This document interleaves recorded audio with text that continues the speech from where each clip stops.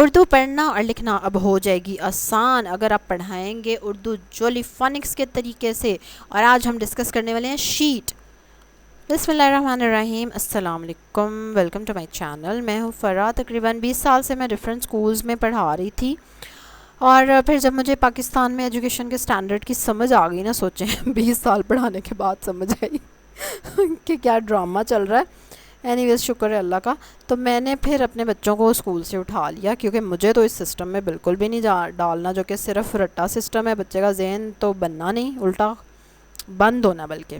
और मैंने ख़ुद भी स्कूल में पढ़ाना छोड़ दिया ताकि ना बेड़ा गर्क करूँ मैं भी लोगों के बच्चों का। तो अब मैं अपने बच्चों को घर पे ही पढ़ाती हूँ। उनके लिए मैं ख़ुद भी नई नई चीज़ें सीख रही हूँ, पढ़ रही हूँ, जिनको मैं अपने चैनल पे शेयर करती हूँ ताकि मेरे जैसे और माँ बाप जो बिल्कुल चाहते हैं कि हमारे बच्चे को ना बहुत कुछ आ जाए और अच्छा आए और बच्चे का जहन खुले, उनकी भी कुछ हेल्प हो सके। ठीक है, और मिलजुल के हम ये जो है ना स्कूल सिस्टम ख़त्म करा दें पाकिस्तान में। बस यही मेरा प्लान है और यही मेरा मिशन है। तो जो लोग इंटरेस्टेड हैं मेरी स्टोरी में और अपने बच्चों को पढ़ाने में और इस एजुकेशन सिस्टम को ठिकाने लगाने में, ज़रूर सब्सक्राइब करेंगे मेरे चैनल को और बेल आइकन पे क्लिक करेंगे, लाइक करेंगे इस वीडियो को और नीचे कमेंट करके ज़रूर बताएंगे अपनी एज नहीं, अपने बच्चे की एज बताएंगे। ठीक है, और कौन सी क्लास में आपको बच्चा पढ़ता है और उसको क्या क्या प्रॉब्लम्स हैं, क्योंकि मैं तो बैठी इसीलिए हुई हूँ कि प्रॉब्लम्स ना हल कर दूँ। बस एमी फजूल ड्रामा है भाई। Education is so simple and easy और स्कूलों वालों ने वो ड्रामा शुरू किया हुआ है और बस एक तो फ़ीसों पे फ़ीसें बढ़ाए जा रहे हैं, स्टैंडर्ड लो से लो करी जा रहे हैं। छोड़ो जी, चलो अभी हम अब आज की वीडियो की तरफ आएंगे। अभी मैंने ऑलरेडी दाल की वीडियो बनाई थी मोहम्मद अली।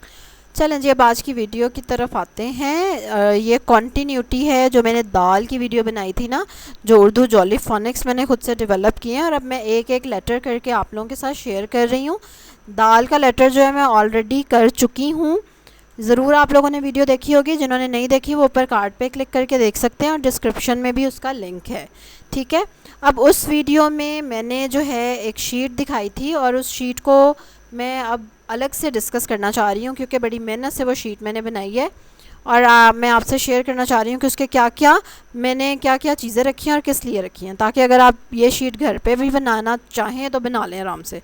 ठीक है, और ना भी बनाना चाहें तो कम से कम ये पॉइंट्स आपके जहन में हों कि मैंने बच्चे को जो है वो क्या क्या काम किस तरह कराना है। ठीक है, अच्छा एक और चीज़ जो उसमें मैंने की थी, अगर आपको याद हो, उसमें सिर्फ एक चीज़ रह गई थी, वो थी ब्लेंडिंग। कि आप जब नया कोई लेटर सिखाएंगे ना तो जो आप ऑलरेडी सिखा चुके हैं लेटर्स उनके साथ उसको ब्लेंड भी करना है। ठीक है, तो उसके लिए मैं इसके बाद अलग वीडियो बनाऊंगी, अभी हम शीट पर ही रहेंगे।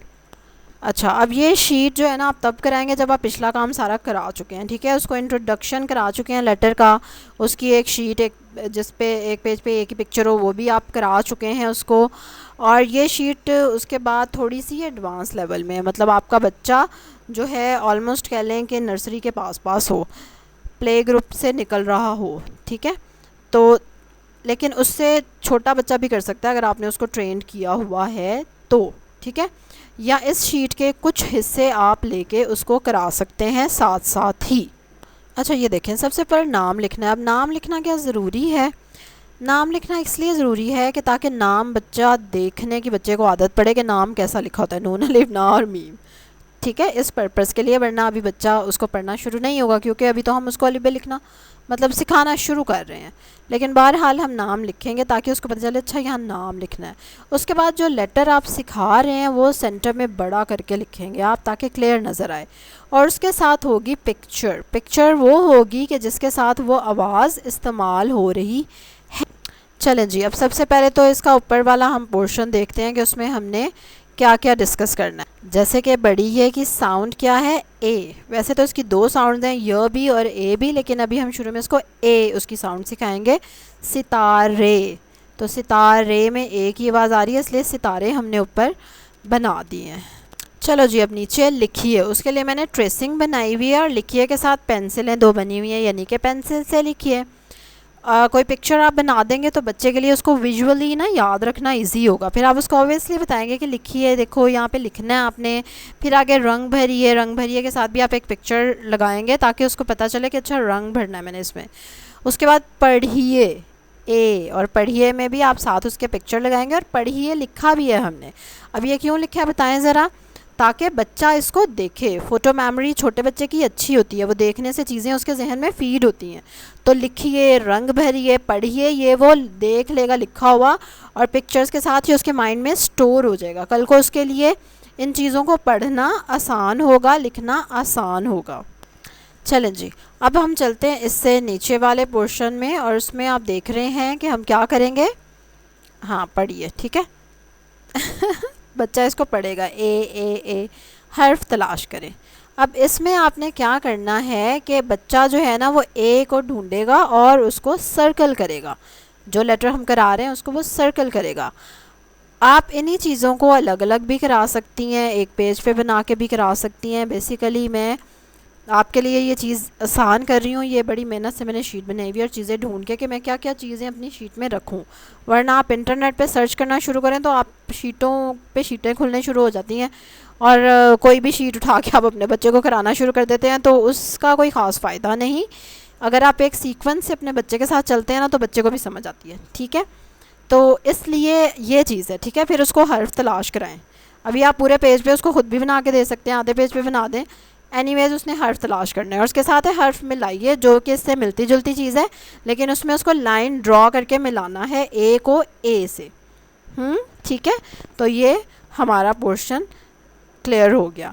अब इस एक ही शीट में काफ़ी सारी चीज़ें हम बच्चे को करा रहे हैं। अगर आपका बच्चा थोड़ा स्लो है तो आप इसी शीट को ब्रेक कर लें, तोड़ लें, इससे 2-3 शीटें अलग अलग बना लें, ठीक है। ये देखें, जहाँ जहाँ ए है वो उसको सर्कल करेगा, और इसी तरह से वो देखेगा। ये देखें आ ए, आप उससे पूछते जाएं। एक बार तो आप उसको शीट खुद कराएंगे ना कि ये ए है, नहीं ये देखो ए जैसा नहीं लग रहा, वो देखो ऊपर ए ऐसा होना चाहिए ना उसको। तो ये अगेन फ़ोटो मेमोरी की प्रैक्टिस के लिए उसके माइंड में ये जाके स्टोर होगा कि ए कैसा होता है, ठीक है। चलो जी, अब नीचे पिक्चर्स हैं और जिनमें बच्चा कलर करेगा, और साथ साथ आप उसको पढ़ के बताएंगे। और उसके बाद सबसे नीचे ट्रेसिंग है, ठीक है, जिसके ऊपर बच्चा लिखेगा ए। तो अब इस एक शीट से काफ़ी कॉम्प्रिहेंसिव प्रैक्टिस हो गई बच्चे की। एक लेटर को सीखने के बाद उसको एक बार ये शीट भी जब कर लेगा तो उसको और अच्छे से वो याद हो जाएगा, ठीक है। अब यही शीट आप उसको बार बार करा सकते हैं। रोज़ की एक शीट, मतलब आज शीट कराई, 2-3 दिन छोड़ के फिर से उसको यही शीट दी करने के लिए, तो बहुत अच्छे से कर लेगा। और बच्चे को इंटरेस्टिंग भी लगता है थोड़ा सा। बहुत छोटा बच्चा है तो ज़ाहिर है वो इतनी छोटी छोटी पिक्चर्स में कलर करना उसके लिए मुश्किल होगा। छोटे बच्चे के लिए बड़ी पिक्चर चाहिए होती है, और एक पेज पे सिर्फ एक ही पिक्चर चाहिए होती है, ठीक है। तो इसलिए अगर आपका छोटा बच्चा है जिसको आप शुरू करा रहे हैं, 2.5 साल का, 3 साल का, तो फिर आप उस हिसाब से इसी शीट को ब्रेक कर लें, ठीक है। उसको अलग अलग पिक्चर्स कराएं, और कोई 1-2 करा ली, चलो सारी नहीं भी करानी तो ट्रेसिंग उसकी अलग होगी। और उसके बाद जब बच्चा थोड़ा सा बड़ा होता है, अगली क्लास में जाता है, तो उसको हम फिर से ये चीज़ें रिवाइज़ कराते हैं। जैसे कि प्ले ग्रुप में उसने जो चीज़ें की हैं वो नर्सरी में जाके शुरू में सारी रिवाइज़ करेगा, तो उस टाइम पे ये शीट एक्सक्यूज़ मी, उस टाइम पे वो ये शीट कर सकता है, ठीक है। और अगर आपका बच्चा बड़ा है, 4 साल का है, 4.5 साल का है, तो फिर तो वो डायरेक्ट भी ये शीट कर सकता है उसको, अगर आप अभी करा रहे हैं तो। ठीक है, चले, काफ़ी हद तक मैंने एक्सप्लेन की है शीट और इसमें आने वाले कॉलम्स और हर सेगमेंट मैंने क्यों रखा। ये क्यों वजह जो है ना आपको और कोई बताने वाला नहीं। दूसरा, अगर आप इंटरनेट से वैसे शीटें निकालते हैं तो उसमें भी क्यों कोई नहीं बताएगा ये शीट हमने क्यों बनाई है, ठीक है। और उससे थोड़ी सी कन्फ्यूजन हो जाती है। मैं भी शुरू में कोई भी शीट उठा के अपने बच्चे को प्रिंट करके दे रही थी करने के लिए, लेकिन उसका कोई फ़ायदा नज़र नहीं आया मुझे ख़ास। आपका एक सिस्टम होना चाहिए और प्रॉपर, फिर आप उसके थ्रू बच्चे को काम कराते हैं। तो इसलिए अगर आप मुंह उठा के कोई भी वर्कशीट प्रिंट करके और कहेंगे, क्योंकि बड़ी अच्छी वर्कशीट्स भी बनी हुई हैं, लेकिन अगर वो आपके काम के साथ मैच नहीं कर रही, या आप बच्चे को क्या करा रहे हैं आजकल उससे मैच नहीं कर रही, तो उनका कोई फ़ायदा नहीं। उनकी भी मेहनत ज़ाया, आपकी भी मेहनत ज़ाया। इसलिए हर चीज़ जो है ना प्रॉपर चैनल से होनी चाहिए, जो कि मैं अब कर रही हूँ। ठीक है, अगर आपका बच्चा छोटा है तो उसको मेरे साथ ही ये उर्दू फोनिक्स शुरू करा दें। बल्कि अगर बच्चा बड़ा भी है और वो उर्दू लिखते हुए गलतियाँ करता है, इमला सही नहीं लिखता, तो तब भी उसको फोनिक्स आपने कराने हैं। ठीक है, और मुझे कमेंट करके ज़रूर बताएं किस किसने शुरू कराए हैं।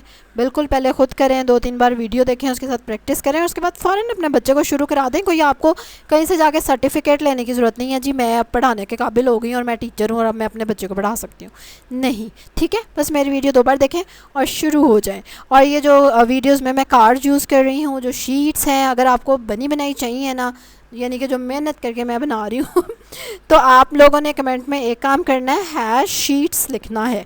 ठीक है, अब मैं इसका सिस्टम डेवलप कर रही हूँ जिससे मैं ये चीज़ें आप लोगों को डिलीवर कर सकूँ जिनको चाहिए हो, और फिर आप लोग ये जो जिन्होंने कमेंट्स किया होगा फिर मैं उनको कांटेक्ट कर लूँगी। ठीक है, चलो जी, अब कल एक और वीडियो के साथ आपसे मुलाकात होगी, तब तक के लिए अल्लाह हाफ़िज़।